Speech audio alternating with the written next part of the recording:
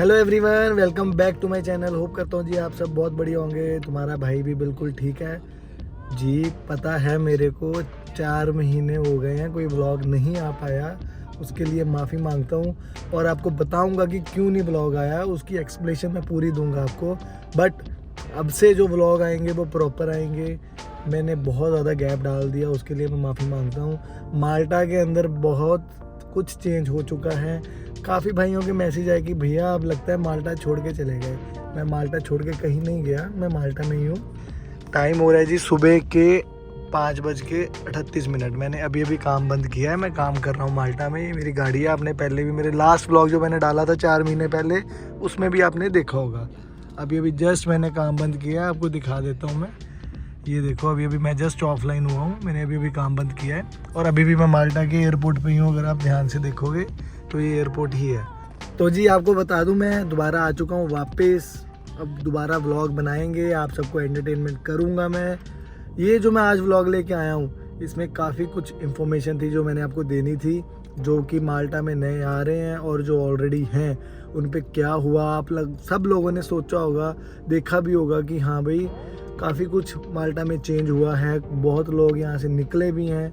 तो मैं सारी आपसे बात करूँगा, सब कुछ आपको बताऊँगा मैं कैसे किस किस को इफ़ेक्ट हुआ और कौन कौन से लोग हैं जो निकल गए। मैं भी टैक्सी में हूँ, मेरे को क्यों नहीं इफ़ेक्ट हुआ, तो मैं सारी हम बात करेंगे। तो जी सबसे पहले कैसे हैं मेरे सब भाई, कमेंट में ज़रूर बताना सब ठीक हो। तुम्हारा भाई अब वापस आ चुका है। अब से कोशिश करूँगा कि मैं कंटिन्यू व्लॉग करूँ, क्योंकि यूट्यूब से मैं थोड़ा सा दूर हो गया था। उसका एक बहुत मेजर रीज़न था जो मैंने यूट्यूब पे बिल्कुल नहीं बताया, पर मैं यूट्यूब से पीछे हट गया। पर मैं आपको सारा बताऊंगा। पर उससे पहले आप लोग अगर चैनल पे नए हो तो सब्सक्राइब कर लेना। अब से प्रॉपर व्लॉग्स आएंगे, आपको हर तरह की जो माल्टा में चल रहा है उसकी सारी इन्फॉर्मेशन मैं पहले भी देता आ रहा था, अब भी दूंगा आपको प्रॉपर। वैसे तो मैं शिफ्ट नाइट में करता हूँ, आपको यहाँ का सारा टैक्सी का माहौल भी दिखाऊंगा, सब कुछ करूँगा मैं। पर जो आज का मेन ब्लॉग है, आज का जो व्लॉग जो आपको मेन आपसे बात करनी है, छोटा सा ब्लॉग है, कम बैक का व्लॉग है। डिटेल में इस टॉपिक पे हम ज़रूर बात करेंगे। पर आपको मैं बता दूं कि यहाँ पे जो आपने जो सुना होगा कि हाँ भाई इतने ज़्यादा लोगों को क्यों डिपोर्टेशन में कर रहे हैं, इनकी क्यों सारे सबके वीज़े कैंसिल कर दिए, जो ऑलरेडी माल्टा में रह रहे हैं उनके भी क्यों वीज़े कैंसिल हो गए, तो सारी आज बात करेंगे इस व्लॉग में। तो जी अभी मैं पहले चलता हूँ घर पे, मतलब गैरेज पे लगा दें गाड़ी, फिर आपको सब बताते हैं वहाँ चल के कि कैसे क्या क्या सीन है। ठीक है, तो चलो चलते हैं सीधा पहले गैरेज की ओर, फिर हम बैठ के आराम से बात करते हैं। और तुम्हारा भाई अब वापस आ चुका है, तो अपने भाई को प्रॉपर सपोर्ट करना है। माल्टा से रिलेटेड कोई भी बात करनी हो, इंस्टाग्राम पे दोबारा एक्टिव हो जाऊंगा मैं, यूट्यूब पे कमेंट दोबारा सब कुछ ऑन है, प्रॉपर आपको मैं हर चीज़ बताऊंगा।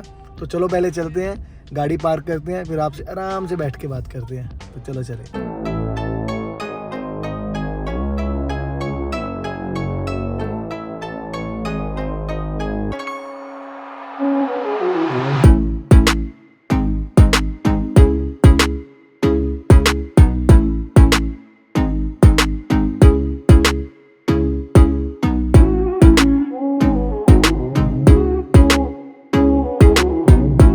तो जी पहुंच गया हूँ जी मैं गैरेज के पास।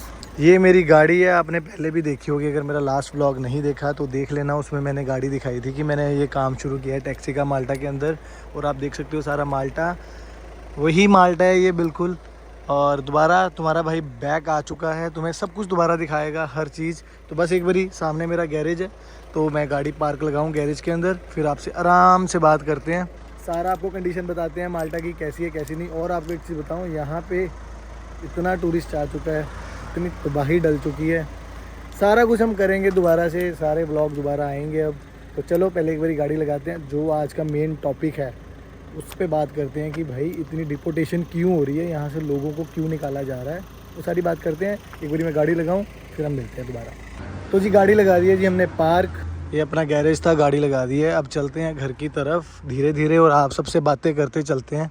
वैसे थोड़ा थोड़ा दिन भी चल गया है, क्योंकि मैं जो काम करता हूँ वो करता हूँ शाम को 5 बजे से लेके सुबह 5 बजे तक, 5 साढ़े 5, जब वो क्लब से ख़त्म नहीं हो जाता सब कुछ, तो उनको घर घुर छोड़ के फिर आता हूँ घर पे खुद। वो सारा कुछ बताऊँगा मैं, एक टैक्सी का व्लॉग लेके आऊँगा कि कितने पैसे कमाते हैं भाई टैक्सी में, वो सारा कुछ लेके आएंगे। फ़िलहाल जी चल रहे हैं घर की तरफ, इधर फीस्ट भी है, इस संडे को आई थिंक सो इधर फीस्ट है, वो देख रहे हो सामने, आपको दिखाता हूँ मैं पास चल के।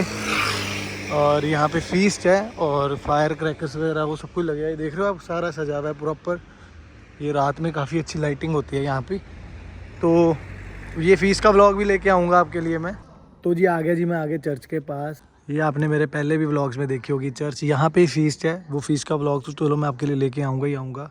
देख रहे हो कितना प्यारा सजाया हुआ है, तो इसका प्रॉपर एक व्लॉग लेके आऊँगा। पर जो मेन आज का टॉपिक है उस पर बात कर लेते हैं। मैं ज़रा यहाँ पे बैठ जाऊँ। तो जी जो सबसे ज़्यादा आपने जो न्यूज़ देखी होगी पहले तो, कि हाँ भाई यहाँ पे लोगों को जो निकाला जा रहा है वो क्यों निकाला जा रहा है, क्या रीज़न है उसका। और सबसे ज़्यादा जो इफ़ेक्ट हुआ है वो हुआ है अपने फूड डिलीवरी वाले और टैक्सी ड्राइवर्स को। वो इफ़ेक्ट उन पे इतना ज़्यादा हो गया है कि जो पिछले 10 साल से भी अगर यहाँ पे काम कर रहा था ना, उसको भी निकलने की नौबत आ गई है। उन लोगों के लिए ये व्लॉग, ये वीडियो इसलिए मायने ज़्यादा रखता है जो यहाँ पर माल्टा के अंदर वीज़ा अप्लाई कर चुके हैं या फिर वो करने की ट्राई कर रहे हैं। तो जी आपको मैं आज क्लियर कर दूंगा कि आपको माल्टा के अंदर किस फील्ड में आना चाहिए। और अगर आप सोचते हो कि टैक्सी या फूड डिलीवरी यहाँ पे आके कर लेंगे तो वो पॉसिबल नहीं है। वो आप यहाँ पे किसी भी फील्ड में आ जाओगे। इन लोगों को अब एशियन ड्राइवर्स नहीं चाहिए, ना फूड कुरियर में चाहिए, ना ही चाहिए टैक्सी के अंदर। ये निकले क्यों, सबसे बड़ा मेन रीज़न है कि भाई ये निकले क्यों।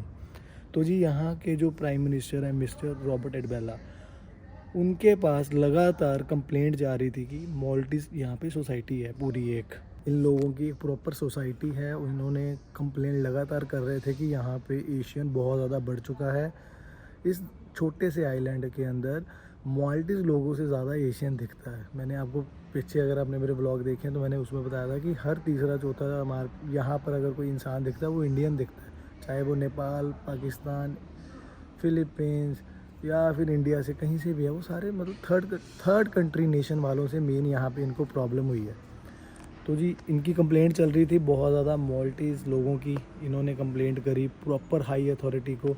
तो जी देश है जो वो मॉल्टीज़ का देश है, तो उनकी तो सुननी पड़ेगी पड़ेगी, आज नहीं तो कल सुननी पड़नी थी। तो जी उन्होंने अब लिया है प्रॉपर डिसीज़न कि अब हमें ना ही चाहिए कोई फूड कुरियर ड्राइवर और ना ही चाहिए कोई टैक्सी ड्राइवर। तो जी जो सबसे ज़्यादा इफेक्ट पड़ गया जो यहाँ पे रह रहे हैं, चलो नए को पढ़ना था, जो वीज़ा अप्लाई नहीं होना था वो बात अलग हो गई, वो किसी और कैटेगरी में अप्लाई कर सकता था। बात यह है कि जो यहाँ पे हैं उनको क्यों इफ़ेक्ट हुआ और किस किस को इफ़ेक्ट हुआ। मैं भी टैक्सी चला रहा हूँ, मुझे क्यों नहीं अभी इफ़ेक्ट हुआ वो भी मैं आपको बताता हूँ।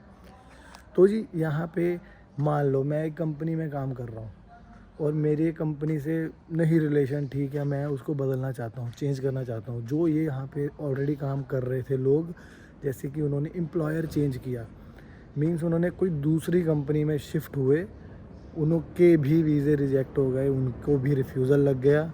जो नए थे उनको तो लगना ही था, जब इनको ही लग गया तो जी इन्होंने कह दिया है कि हमें और ज़रूरत ही नहीं है। मतलब अगर आप पुरानी कंपनी में हो, मान लो अब मैं एक कंपनी में काम कर रहा हूँ पिछले 2 साल से, अगर मैं उस कंपनी में सेम में ही अपना कार्ड अप्लाई कर रहा हूँ तो इनको कोई प्रॉब्लम नहीं है, क्योंकि मैं ऑलरेडी उस काम में हूँ।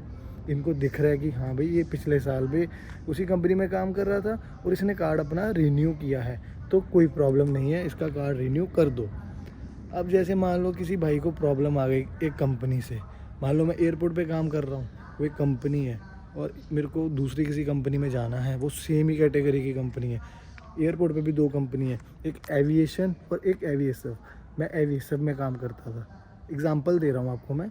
अगर मेरे को एविएशन में जाना है, मैं अभी एविएशन में काम भी कर रहा था बट मैं एविएशन में जा रहा हूँ, तब भी मेरा वीज़ा रिजेक्ट हो जाएगा। क्यों? क्योंकि वो कह रहे हैं कि हमें और लोग चाहिए ही नहीं। उनके लिए उस कंपनी में जो नया बंदा आ रहा है, जो नया एम्प्लॉय आ रहा है, वो हमें चाहिए ही नहीं। तो इसलिए कहने सुनने में ये आया है कि 800 से लेके 900 फाइल्स हैं जो वो रिजेक्ट हो चुकी हैं ऑलरेडी। और आपको मैं एक चीज़ और बता दूं, यहाँ से कई लोग चले भी गए हैं।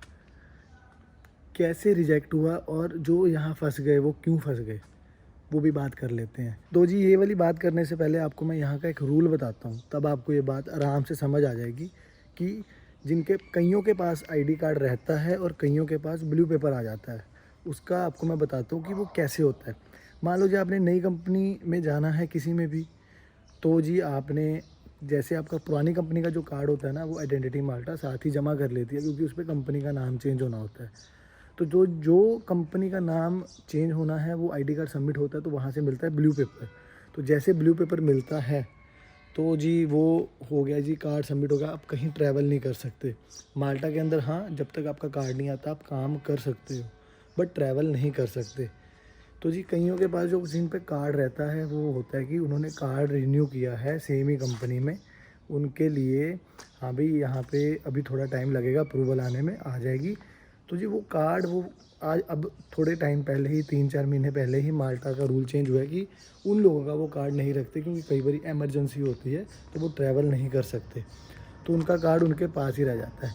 तो जो यहाँ से लोग गए हैं वो वही गए हैं जिन्हों को अप्रूवल नहीं आया। मैं कह रहा हूँ ना, जो लोग काफ़ी चले गए यहाँ से, वो लोग गए हैं जिनके पास आईडी कार्ड है, उन्होंने अप्रूवल के लिए डाला हुआ है, बट अप्रूवल अभी तक आया नहीं है।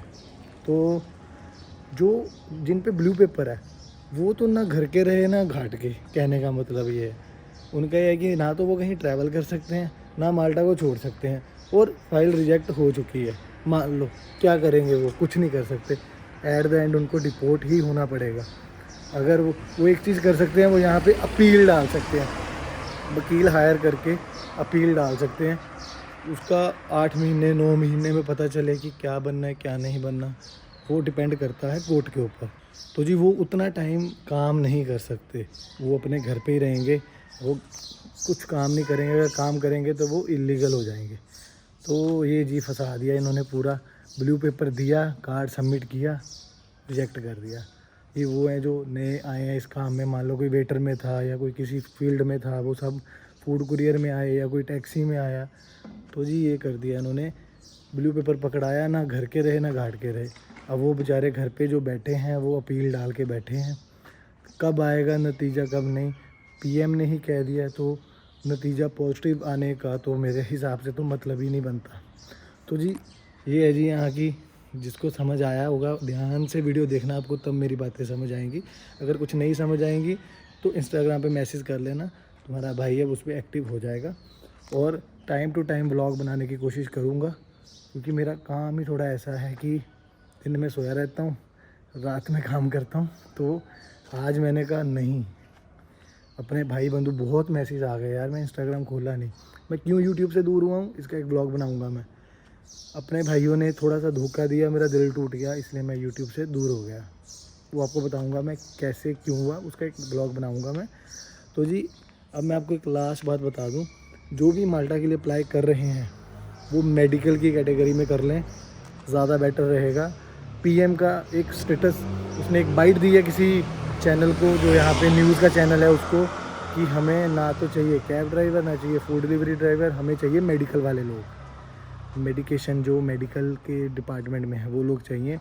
तो जी आपके लिए मौका अच्छा है, उसमें अप्लाई करो, 100% वीज़ा आने के चांसेस हैं। तो जी बाकी प्रे करते हैं, हम भी प्रे करते हैं उन लोगों के लिए जो बेचारे घर पे बैठे हैं, जो अपने भाई फूड डिलीवरी में थे या फिर टैक्सी में थे, वो बेचारे काम नहीं कर पा रहे हैं, वो घर पे बैठे हैं। मैं कैसे काम कर रहा हूँ वो आपको बता देता हूँ मैं। मेरे पास आईडी कार्ड है टिल 2025 तक का, इसलिए मेरे को कोई इफेक्ट नहीं पड़ा उस चीज़ से, क्योंकि मेरे पास मेरा आईडी कार्ड है। जिसके पास आईडी कार्ड है उसको कोई प्रॉब्लम नहीं है, क्योंकि ये रूल अब आया। अगर ये रूल पहले आया होता, जब मेरा एयरपोर्ट से चेंज हो रहा था एम्प्लॉयर, तो मेरा भी काम ख़त्म हो जाता। तो इसलिए मेरे को इफ़ेक्ट नहीं करा उस चीज़ का। नेक्स्ट ईयर का मेरे को नहीं पता, बट फ़िलहाल के लिए मेरे को इफ़ेक्ट नहीं पड़ा। तो जी होप करता हूँ ये वाला जो मैंने पॉइंट आपको बताए हैं 2-3, जो नए वीज़ा लगाने के लिए सोच रहे हैं, तो वो थोड़ा ध्यान से वीज़ा लगाना, कैटेगरी देख के लगाना। इन कैटेगरी में तो भूल के मत लगाना, रिजेक्ट ही होगा 100%, क्योंकि जो यहाँ पर लोग रह रहे हैं उनके रिजेक्ट हो गए, तो भाई नए बंदे को तो कहाँ ही वीज़ा लगेगा। तो जी ये है जी आज का व्लॉग छोटा सा। अगर कुछ नहीं समझ आया होगा तो मेरे से पूछ लेना, इंस्टाग्राम में लिंक मेंशन कर दूंगा डिस्क्रिप्शन में, उसको भी फॉलो कर लेना, चैनल को भी सब्सक्राइब कर लो। अब तुम्हारा भाई दोबारा फॉर्म में आ गया, सोना नहीं मंजूर होगा, व्लॉग आएगा टाइम पे। तब भाई अपना सपोर्ट करना, पहले भी करते थे अभी भी करना। अब मैं कहते हैं ना, जब इंसान थोड़ा सा उठने लगता है तो दूसरे लोग भी आ जाते हैं, तो उसके कारण थोड़ा सा डिमोटिवेट हो गया था, तो इसलिए थोड़ा यहाँ का माहौल भी यार ठीक नहीं था, इसलिए मैं थोड़ा सा हट गया था पीछे। कोई पता नहीं था कब कौन निकल जाए, अभी भी कोई पता नहीं है कब कौन निकल जाए। तो जो जो यहाँ पे चल रहा है, क्या क्या चल रहा है, क्या क्या नहीं, वो मैं सारा आपके लिए लेके आऊँगा इस चैनल पे। तो इसको सब्सक्राइब कर लो। तो होप करता हूँ आपको ये वाला व्लॉग अच्छा लगा होगा। अगर अच्छा लगा हो तो लाइक कर देना, चैनल पे नए हो तो सब्सक्राइब कर देना। जल्दी मिलूँगा आपको मैं एक नए अच्छे व्लॉग में। Till then bye, take care, bye.